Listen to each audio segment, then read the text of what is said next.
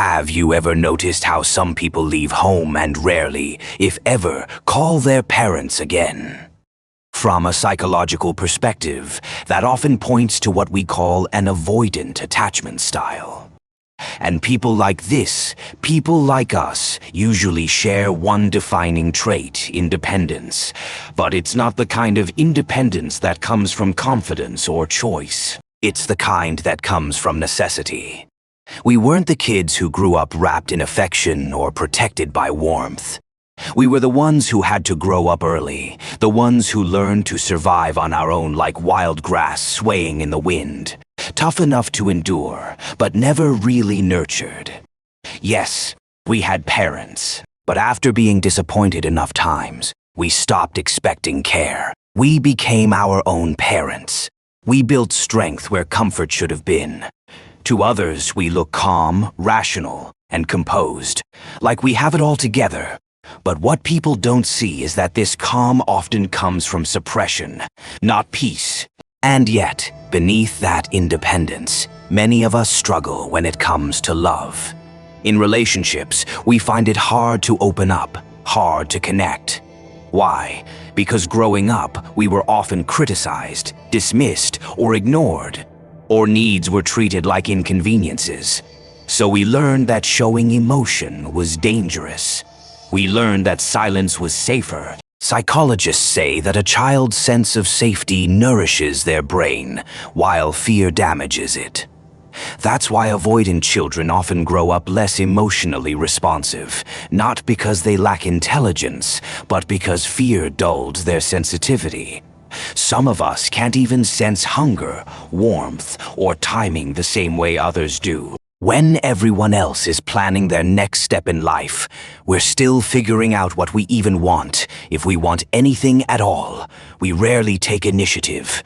And because of that, opportunities often slip through our fingers. People who grow up feeling safe can focus, plan, and thrive. But avoidance. We carry a constant undercurrent of anxiety, a quiet fear that keeps us from fully engaging with life. Over time, that fear breeds hesitation. We become overly cautious, afraid of failure, afraid of pain. To others, we might look emotionally stable, even stoic. Unlike anxious types who wear their feelings on their sleeve, we appear unshaken. But deep down, we're emotional time bombs bottling everything up until it explodes. And this is why so many avoidants keep their distance from family.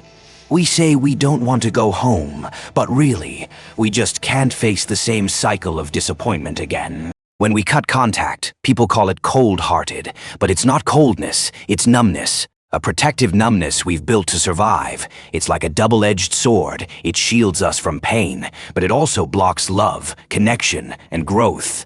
This numbness becomes a wall keeping others out, but also keeping us locked inside. We lose touch with our own feelings, struggle to sense affection, and sometimes can't even recognize when someone truly cares. If you've ever loved someone avoidant, you've probably felt that distance. They don't chase, they don't cling. If you stop reaching out, they might simply disappear. And if you tell them you're unhappy, they'll say, "Everyone needs their own space." Or, "Why should this even matter to you?" That's their defense because deep down, they're terrified of being truly seen. You see, when someone empathizes with us, when they actually understand our pain, it's almost unbearable. It touches a part of us we've buried for years. Because in our families, no one ever held us like that. No one ever cared to ask how we really felt.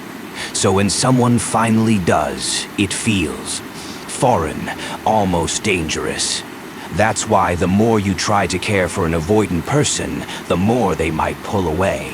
Not because they don't want love, but because love feels unfamiliar, even unsafe. We crave recognition, yet we're not used to receiving it. It's like tasting seafood for the first time. You're so cautious, afraid it might poison you, that you can't even enjoy the flavor. So, if you love someone avoidant, whether they're your partner or your friend, give them time. They're not heartless. They're just lost. Years of emotional distance have made it hard for them to find their way back. But healing is possible. You can rebuild safety from within. You can nurture that inner child who never got the care they deserved. And when you do, you'll no longer just survive like wild grass. You'll finally learn how to bloom.